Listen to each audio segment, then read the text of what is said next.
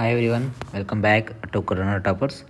Last ವೀಡಿಯೋದಲ್ಲಿ ಪೈಥಾನಲ್ಲಿ data types, multivalue data types ಎರಡರಲ್ಲೂ ಇರುವಂತಹ ಬೇರೆ ಬೇರೆ ಡಾಟಾ ಟೈಪ್ಸ್ಗಳನ್ನು ನಾವು ಸ್ಟಡಿ ಮಾಡಿದ್ವಿ.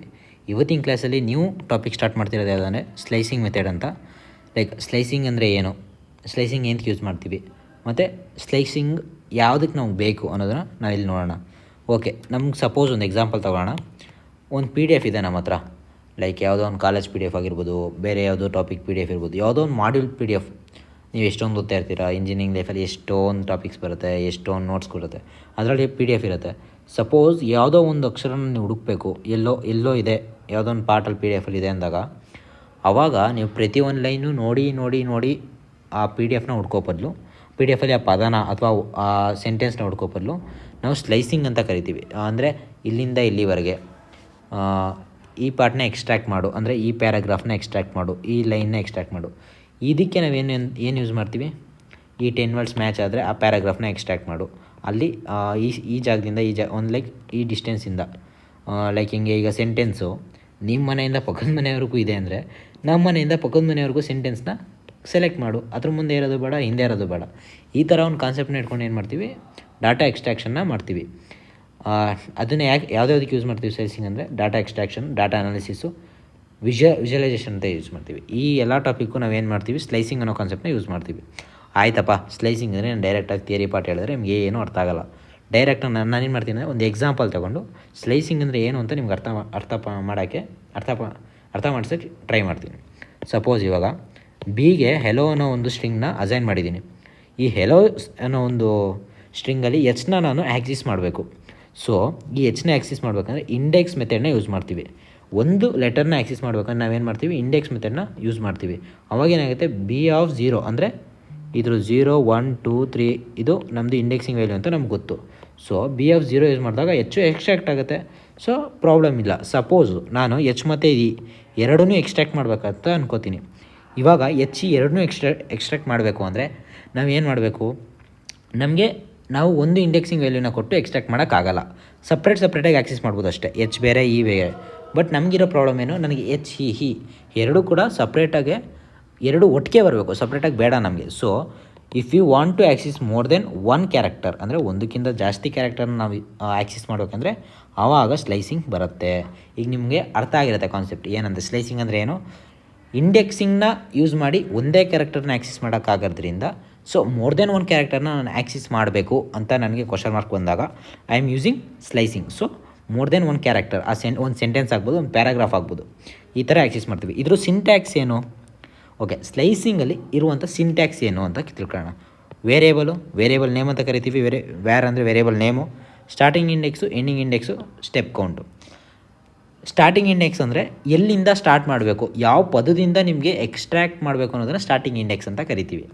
ನೆಕ್ಸ್ಟು ಎಂಡ್ ಇಂಡೆಕ್ಸ್ ಅಂದರೆ ಯಾವ ಪದದವರೆಗೂ ಬೇಕು ಅದ್ರ ಮೇಲೆ ಒಂದು ಅಕ್ಷರನ ನೀವು ತಗೋಬೇಕು.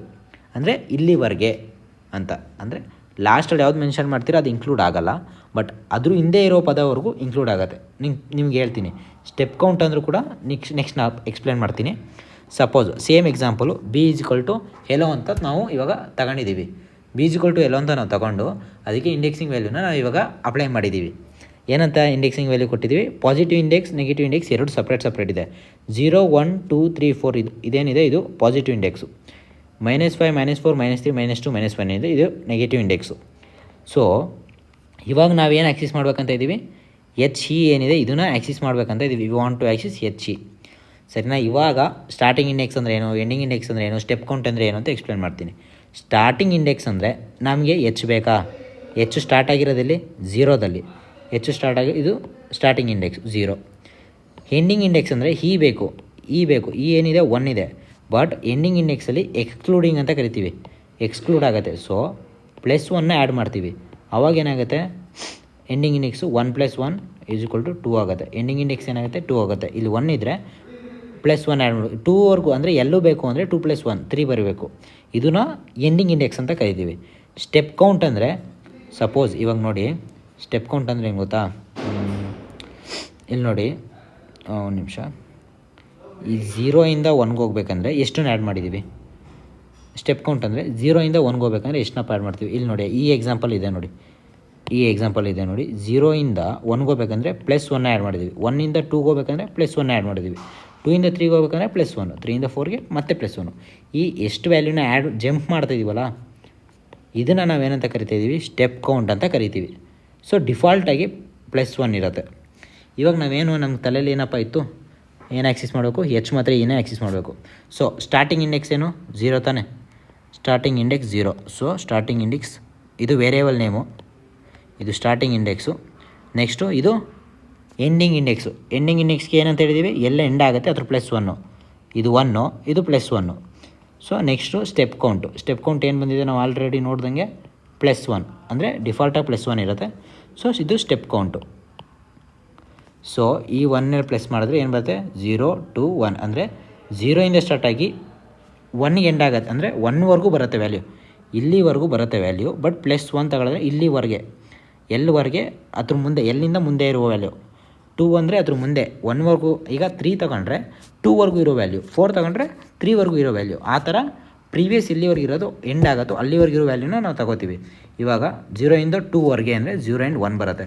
ಸೊ HND ನಮಗೆ ಆಕ್ಸಿಸ್ ಆಯಿತು. ಇದು ಸ್ಟೆಪ್ ಕೌಂಟ್ 1. ಬೈ ಡಿಫಾಲ್ಟಾಗಿ ಸ್ಟೆಪ್ ಕೌಂಟ್ ಏನಾಗುತ್ತೆ, +1 ಇರುತ್ತೆ. ಸೊ ಅದನ್ನು ಮೆನ್ಷನ್ ಮಾಡ್ತಾ ಇದ್ರು ಕೂಡ B(0) 2 ಅಂತ ಬರೆದ್ರೆ ನಮಗೇನು ಬರುತ್ತೆ, ಹೀ ಅನ್ನೋ ಒಂದು ಮೆಸೇಜು ಆರಾಮಾಗಿ ಪ್ರಿಂಟ್ ಆಗುತ್ತೆ. ಸೊ ನಾವು ಇದ್ರದ್ದು ನಾವು ಇವಾಗ ನೆಕ್ಸ್ಟು B=India ಇನ್ನೊಂದು ಎಕ್ಸಾಂಪಲ್ನ ತಗೊಳ್ಳೋಣ. ಎಕ್ಸಾಂಪಲ್ 2. ಸೇಮ್ ಎಕ್ಸಾಂಪಲ್ನ ನೀವು ಪ್ರೋಗ್ರಾಮಲ್ಲಿ ಕೂಡ ರನ್ ಮಾಡಿ ನೋಡ್ಬೋದು, ನಿಮಗೆ ರಿಸಲ್ಟ್ ಸೇಮೇ ಬರುತ್ತೆ, ಏನೂ ತೊಂದರೆ ಇಲ್ಲ. ಸೊ ಇನ್ನೊಂದು ಇಂಡಿಯಾ ಅಂತ ಒಂದು ಎಕ್ಸಾಂಪಲ್ ತೊಗೊಂಡಿದ್ದೀವಿ. ಸೇಮ್ ಅದೇ ಥರ 0, 1, 2, 3, 4 ಅನ್ನೋ ಇಂಡೆಕ್ಸಿಂಗ್ ವ್ಯಾಲ್ಯೂ. ಎಲ್ಲಿ ಪ್ಲಸ್ ಇಂಡೆಕ್ಸ್ಗಳು, ಇದನ್ನ ಪಾಸಿಟಿವ್ ಇಂಡೆಕ್ಸಿಂಗ್ ಅಂತ ಕರಿತೀವಿ. ಸೊ ಇವಾಗ I want I and D, ಈ I ಮತ್ತು Dನ ನಾನು ಆ್ಯಕ್ಸಿಸ್ ಮಾಡಬೇಕಪ್ಪ. ನನಗೆ N ಬೇಕಾಗಿಲ್ಲ, N ಬೇಡ ನನಗೆ, I ಮತ್ತು D ಅಷ್ಟೇ ಬೇಕಿರೋದು ಅಂದಾಗ ಇವಾಗ ಯೋಚನೆ ಮಾಡಿ, ಇಲ್ಲಿಂದ ಇಲ್ಲಿಗೆ ಜಂಪ್ ಆಗಬೇಕು ನಾನು 0ಇಂದ 2ಗೆ. 0ಇಂದ 2ಗೆ ಎಷ್ಟು ಬೇಕು, 2ಗೆ ಹೋಗ್ಬೇಕಂದ್ರೆ 0 + 2 ಆ್ಯಡ್ ಮಾಡಿದ್ರೆ ಮಾತ್ರ 2ಗೆ ಹೋಗೋದು. ಸೊ ಇದೇನಾಗುತ್ತೆ, ಸ್ಟೆಪ್ ಕೌಂಟ್ ಆಗುತ್ತೆ. ನಾನು ಯಾವುದೋ ಸ್ಕಿಪ್ ಮಾಡ್ತಿದ್ದೀನಿ ಅಥವಾ ಎಲ್ಲಿಂದನೋ ಹೋಗ್ತಿದ್ದೀನಿ ಅಂದಾಗ ಅದನ್ನೇ ಅಂತ ಕರಿತೀವಿ, ಸ್ಟೆಪ್ ಕೌಂಟ್ ಅಂತ ಕರಿತೀವಿ. So B= start, end, step count ಇದೆ. ಸ್ಟಾರ್ಟು 0, ಎಂಡ್ ಹೆಂಗೆ, ನಮಗೆ 2 ಇದೆ. ನಾನು ಎಂತ ಹೇಳಿದೆ, 2ವರೆಗೆ ಬೇಕಂದರೆ 1 ಬೇಕಂದರೆ, ಇಲ್ಲಿವರೆಗೆ ಬೇಕಂದ್ರೆ 2 ತೊಗೋತೀವಿ. ಬಟ್ ಇಲ್ಲಿವರೆಗೆ ಬೇಕಂದರೆ 3 ತೊಗೋಬೇಕು, ಒಂದು ಎಕ್ಸ್ಟ್ರಾ. ಸೊ +1 ಮಾಡಿದ್ದೀವಿ. ವ್ಯಾಲ್ಯೂ ಏನಾಗುತ್ತೆ, B= 0, 3, 2 ಆಗುತ್ತೆ. 2 ಏನು, ಇದು ಸ್ಟೆಪ್ ಕೌಂಟು, ಇದು ಸ್ಟಾರ್ಟ್ ವ್ಯಾಲ್ಯೂ, ಇದು ಎಂಡಿಂಗು. ಸೊ ನಮಗೆ I ಮತ್ತು D ಆ್ಯಕ್ಸಿಸ್ ಆಗುತ್ತೆ. ಸ್ಲೈಸಿಂಗ್ ಅಂದರೆ ಇಷ್ಟೇ ಅಪ್ಪ, ಏನು ಜಾಸ್ತಿ ತಲೆ ಕೆಡಿಸ್ಕೊಳ್ಕೋಬೇಡಿ. ಎಲ್ಲಿಂದ ಎಲ್ಲಿವರೆಗೆ ಡಾಟಾ ಎಕ್ಸ್ಟ್ರಾಕ್ಟ್ ಮಾಡಬೇಕಂದ್ರೆ ನಾವೇನು ಯೂಸ್ ಮಾಡ್ತೀವಿ, ಅದನ್ನು ಸ್ಲೈಸಿಂಗ್ ಅಂತ ಕರಿತೀವಿ. ಅದರಲ್ಲಿ 3 ಪ್ಯಾರಾಮೀಟರ್ಸ್ ಬರುತ್ತೆ, ಸ್ಟಾರ್ಟಿಂಗು, ಎಂಡಿಂಗು, ಸ್ಟೆಪ್ ಕೌಂಟು. ಈ 3ನ ಕರೆಕ್ಟಾಗಿ ನೀವು ತಿಳ್ಕೊಂಡ್ರೆ ಮುಗೀತು. ಸ್ಟಾರ್ಟಿಂಗಲ್ಲಿ ಎಲ್ಲಿ ಮಾಡ್ತೀವಿ ಅಲ್ಲೇ ಇರುತ್ತೆ, ಬಟ್ ಎಂಡಿಂಗಲ್ಲಿ ಎಕ್ಸ್ಕ್ಲೂಸಿವ್ ಅಂತ ಕರಿತೀವಿ. ಎಕ್ಸ್ಕ್ಲೂಡ್ ಆಗಿರುತ್ತೆ, ಇದು ಇನ್ಕ್ಲೂಡ್ ಆಗುತ್ತೆ ಸ್ಟಾರ್ಟಿಂಗು. ಎಕ್ಸ್ಕ್ಲೂಡ್ ಅಂದರೆ ಒಂದು ಎಕ್ಸ್ಟ್ರಾ, ನೀವು ಎಲ್ಲಿ ನಿಲ್ಲಿಸ್ಬೇಕು ಅನ್ಕೋತೀರ ಒಂದು ಎಕ್ಸ್ಟ್ರಾ ವ್ಯಾಲ್ಯೂ ಕೊಡಬೇಕು. ಇದನ್ನು ಸ್ಲೈಸಿಂಗ್ ಅಂತ ಕರಿತೀವಿ. ಏನೇ ಡೌಟ್ ಇದ್ದರೂ ಕಮೆಂಟ್ ಮಾಡಿ.